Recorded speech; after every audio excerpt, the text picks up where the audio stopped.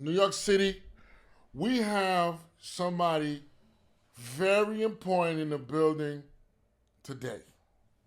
But you already know how we give it up. You know what I'm saying? Before we initiate the show, we commence the show, we talk about what's going on in the general public, what's going on in the media. And today we're going to keep it very concise. We're going to keep it very short and we're going to get to the point. As you guys know, recently, the boss, Ricky Rose, he went out to what? I mean, Canada, and he got tested. He got, his old crew got beat up by OVO goons. You guys already know who the OVO goons are, which is connected to Drake. So now, we've seen this played out before, right? You know what I'm saying? Where you have different part of the country going at it. Couple of years ago, it was the East Coast versus the West Coast, and we saw what happened. We saw what happened. We still mourning what happened during that situation, because of that situation. And now we recently have Rick Ross getting beat up. Did he get beat up though? Rick Ross didn't get beat up. He was about to get beat up, but they beat up his entourage. You didn't see the guy on the floor getting stomped on, getting punched in the face. I forgot his name, but he's with Rick Ross now. What do you take from this, man? As an adult, a mature, responsible guy who's also into urban culture, who does film in regards to urban culture. How do you feel about this? I don't know, man. I like Rick Ross, but my thing is, He's full of it's like shit.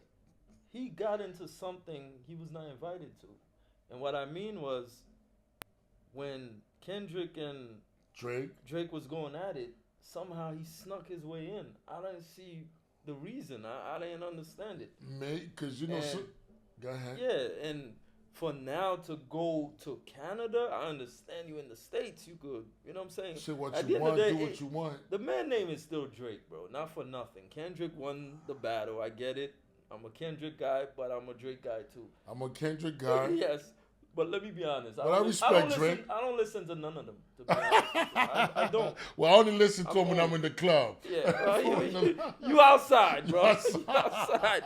I listen to 90s rap, but all right, Cool G rap. Let's go. LL Cool J, Big Daddy King. I see you. Know what I'm Rock saying? him. He said 90s rap. He talking my game. Yeah. Okay. But the thing is, I felt Rick Ross, it wasn't, I think he just snuck into something that it was about J. Cole, you know what I'm saying? And I feel it was about Drake and Kendrick. Kendrick, that's right. Yeah. But to go to Canada and then do what you did. Trying to diss the guy in his own country. It's a little too much, man. Oh, man, I'm too much. disappointed in you and Rick Ross with that one. I didn't get the full thing yet, but from what I saw, I don't think you should have did that, bro. See, I'm glad you said that. The word disappointment comes with maturity, responsibility, understanding how detrimental this thing could be. As a veteran, as an OG, he should have been more careful. He should have played it a little bit more diplomatic, as like a Jay-Z. Right, you know what I'm saying? Yeah. Instead of jumping like J. Cole. You know what I'm yeah, saying? like a J. Cole too. J. Cole won the battle, bro. Facts. Right or wrong? He didn't ignite. He started it and then he realized he was being an asshole. He was going in the wrong direction and he stopped. But Rick Ross, as an elder, you have all this money, all this fame, and all these things. A businessman at that. A businessman, you got Bel Air, you got real estate. Looking at you like, you got cows. What are you doing? You got cows. What a bunch of cows, man. You know what I'm saying? You know what I'm saying? Where we a bunch of cows? You know what I mean? And chickens, right? And chicken. He got a whole farm. That's right. And worry about that. Worrying about rap beef and Drake, right? You were looking for some beef. You had cow beef. Now you got Drake beef. You know what I'm saying? OVO beef. Metaphor. Yeah, so now we're transitioning from that to you. I remember when we first met and we started gelling, we started getting to know each other. You told me, yo, I played in the street. You know what I'm saying? I was in the street a little bit. Yeah. Now, I was. You were. But before film life, before becoming a producer, an actor, a director, and a writer, what made you go that route first? I'm gonna tell you what made me head that route. I was looking at it because you yourself, you watched the movie Life of a Zoe. Right? Yeah, I did, which I was in. Yes. We're gonna get into that. We're gonna get into it. It's like a little bit art, like imitates life. So some of the film, like the stories, some of them are actual real. For once, right? Like when you're in this gang and you're going to meetings and then you sit back like at 15, 16, you're on top of a roof and with your guys and then the OG tells you to bring $20 every Friday. Every Friday. You know, and you like, you got a payment plan. Yeah, bro, like and they tell you why, for arms. Like, okay. So now, you know what I'm saying? A couple months back, I'm looking at it like, hold up, all right. The OG asked for this 20. I'm working in McDonald's, like real life story joint, bro. And I'm taking this portion to put it in for the OG, and it's for guns that we never see. You know what I'm saying? Are you serious? Yes, sir. This is real life, bro. Like, okay, hold up. Now, what got you to go into that? I mean, I was a kid, man. I was a kid. But how did you get influenced to be part to, like you said, you know what? I want to be in a gang. Was it the rap music? Was it? Nah. Was it Nino Brown? Man. It was who you hang with. You know what I'm saying? Oh, so you got peer pressure. You got influence. It was around and you jumped in it. Not even. I mean, the guys are looking at it. You know, the real ones know what it is. I never got jumped in just straight up. No, like, when I say it's just it was just there. Yeah, certain situations I was doing, like you just get blessed in, and then the work you was doing, you just honored in. You know what I'm saying? But it was like, the thing is, it's like you around something, you just feel like you got to be part of it. I felt that, like, to get back to your question, I felt like I'm giving away money for someone that said they're superior, right? And then later down the line, a couple of my homies getting locked up, but these superiors couldn't bail them out. Bail them out, okay. So it's like they got to call their moms. And then remember, we Haitians, bro. So you calling your mom to get you out of jail. Exactly.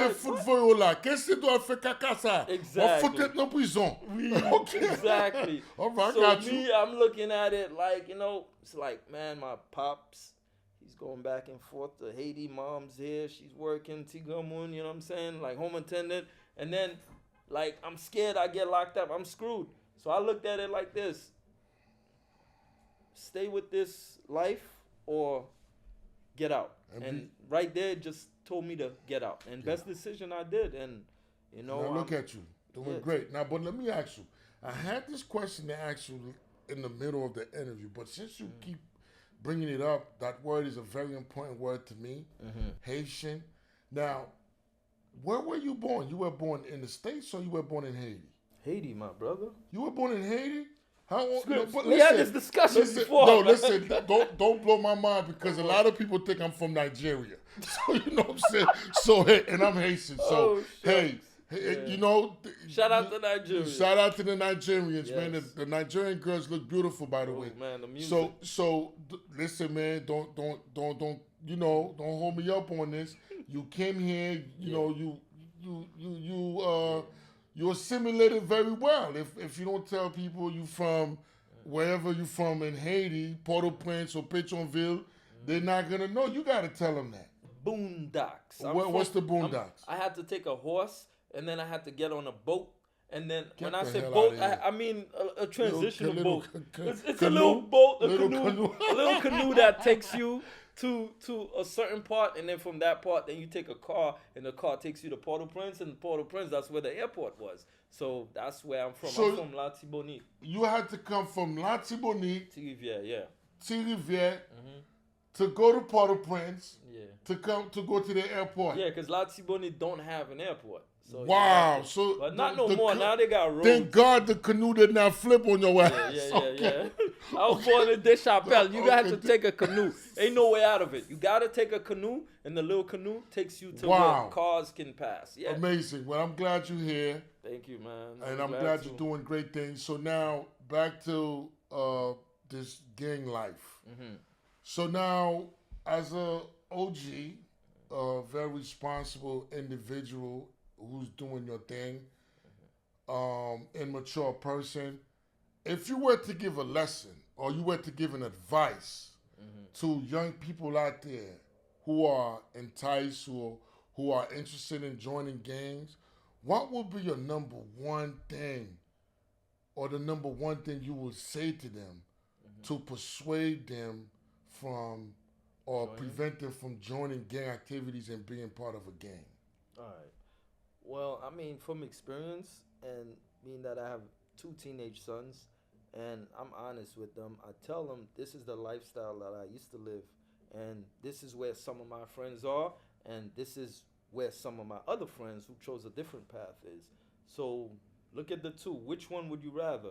I'm not here to preach or nothing like that. Me personally, I just felt like it was a time. You know, I was part of that situation. Nobody really pressured me. I just felt like it was the thing to do at the time. But now in this day and age, I feel the kids is more pressured because the teasing doesn't change. But I would say do not feel peer pressure. Do not. Because majority of my friends, I'm speaking from experience, the one that chose that life, they're not in a good place. Wow. They're not. You guys hear that? They're not in a good place. And I could, also vouch for this. They are not in a good place. And some of them are not, they were not even in gangs. They were just involved in stuff in the streets, and they're not here anymore. Yeah, just different activities. Some of them are deported. Like, we got to keep it real. Some of them are deceased. Some of them are in jail. So this is what the life bring you. So now we're going to go back to Life of a Zoe. Now, while watching Life of a Zoe at the theater, the Magic Johnson Theater on Linden, right, which is closed now. United Artists, right? United, right. I saw a lot of gang scenes with gang activities. Now, was that a mirror of your life? Because I know you started talking about it in the beginning. So were these scenes a mirror of your life that you lived back in the days? Yeah, it's still a movie. And when I say it's still a movie, it's not a documentary. Whereas if it was a documentary, I would have go like more in depth. But it is somewhat something that I actually been through. So, but it's still a movie. All right. So it's not everything in there is a exact thing that happened. It's fictional. Some of it is fictional. Yes, it is. But there are jewels in there for you. To learn. Like I said, I'm no preacher, but I'm speaking of experience. And if you feel, the decisions I made is can help, that's why I'm here for. Yes, Life of a Zoe had a lot to do with reality. With what? Okay, so now, while watching Life of a Zoe, it kind of, some of the message you were putting in there, some of the things you were doing in there, it kind of reflected how we came up in Brooklyn, New York, as Haitian American. And for some of you guys who don't know, the word Zoe signifies being Haitian. It's basically calling somebody Haitian in a good way. Zoe means tough, resilient, you don't break easy.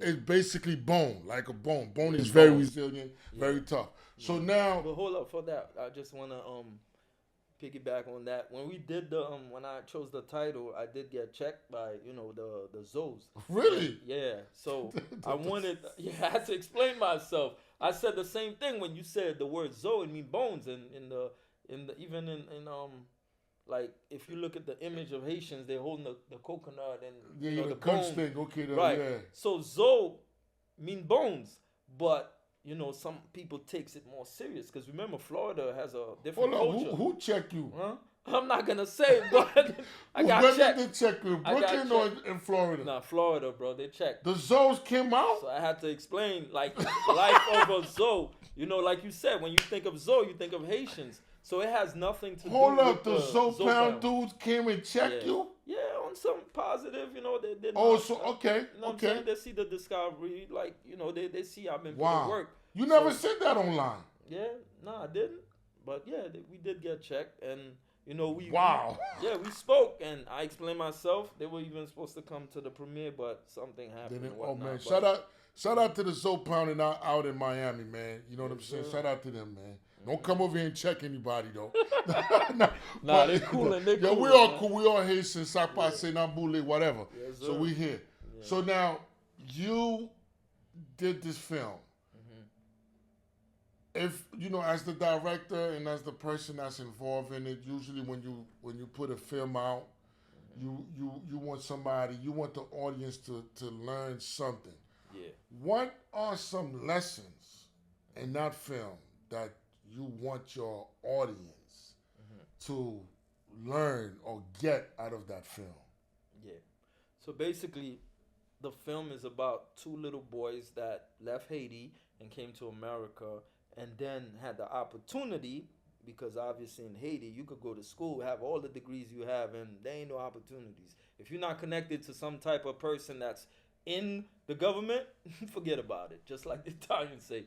So with coming to America, we had opportunities. When I say we, my character, I played a character named Jean, and shout out to my man Ash, who played my best friend in the movie. You know, we both chose different lifestyle, and one chose the gang lifestyle, one chose to leave it. And obviously, at the end of the movie, the lesson learned is fate is what you choose. So stay positive, positive will come. If you live a dirty life, you will get caught. At some point, you will get caught. That's dope, man. So eventually, no matter what you do, you could, because you were driving the Benzes in there, you had all the fine clothes, the fine woman, buying the arts, and boom, everything came crushing down. $150,000 art, my character was buying, remember? Yeah, $150,000 art, Basquiat art. Fast life, yeah, baby. Fast life. So now, eventually, there's going to be a point, everything going to come crushing down. Yeah. And the person that picked positivity usually end up being okay. Yeah. Not always, but is in a better position. You live longer. Because look at the whole mafia. If karma doesn't catch up with you. Yeah. Because even though you're trying to live positive, if you did a lot of dirty shit, it's coming back. No matter how positive you are, man, God better come down and erase them karmas, right? Everything is a ticking time bomb. Right. Okay, boom. So now, which was, the great theme, or great movie. And by the way, Scripz did a fantastic job. Like he said in the beginning, me and him been grinding for a minute. And 10 years ago, we had a show that went millions on YouTube, Love is Blind, and he actually played a character. And back then, I ain't gonna lie, his acting sucked. It really was bad. But by the time we got in Life of a Zoe, this man was like, but okay, this one shocked me. No, hold up. This one was much better. You know why? Because you gave me the script, and I'm a student. So if you give me, I'm going to study it. Yeah. I'm going to practice it in front of the mirror. I'm going to ask my kids, did I say it right? Yeah. How should I say it? Do I need to wear glasses? So all of these things, they came into play, and they brought the character out. Even me, when I was looking at my part, I was like, wow, I'm really acting. So that was a good thing. So thank you very much, man. Appreciate you. Come on, man. We've been grinding together, man. That's right. So we here. So now you have, what was your first movie? Consequence? No, The Consequence was the first movie I actually won a big award for. Okay. But my very first film was called Hope of Brooklyn Story. Oh, yeah, Hope of Brooklyn Story. Yeah. And then you have, I noticed something about you, man. You put a lot of people that's in the mix in your movies. now I'm going to ask you a question, man. So, we come from the hood. The hood, it's a beautiful place, but at the same time, it can be a nightmare. Yeah. And everybody want a way out. And most of the time, people don't follow the right steps. Many of these actors you got in your film, do they actually went to acting school? Did they actually, take acting serious to the point where they went to this film academy, they studied with that actor, with that actress? Do they have that under their belt? Well, this is what it is, right? So my very first film, we actually did the ad on Craigslist. And we had nothing, peanuts. But as we elevated each movie, I started, dealing with people that had more experience. Or my whole thing is, do you have a passion?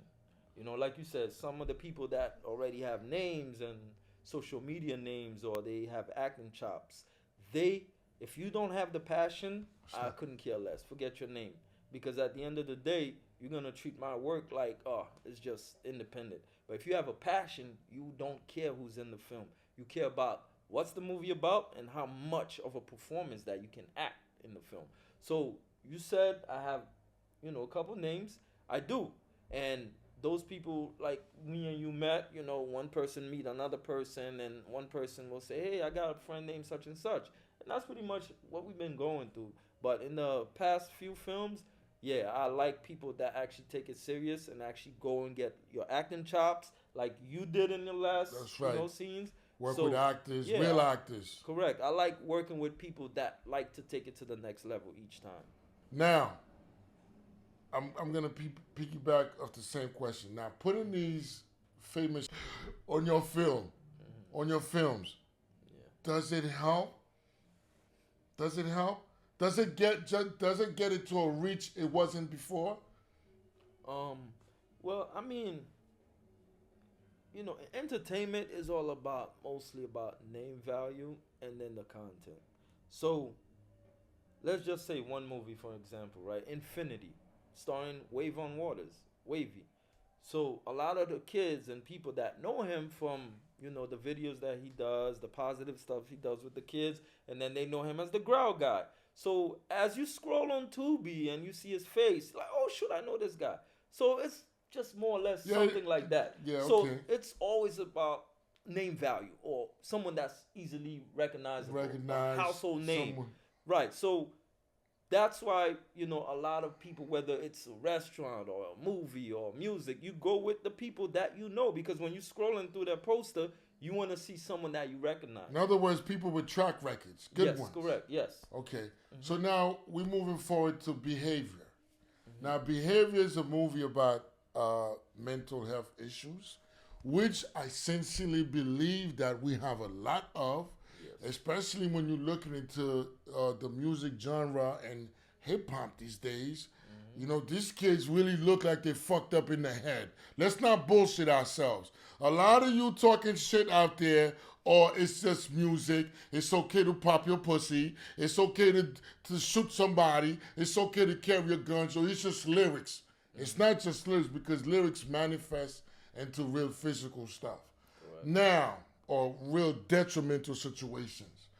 Now, as a filmmaker, what made you venture off in that direction in terms of producing mental health films?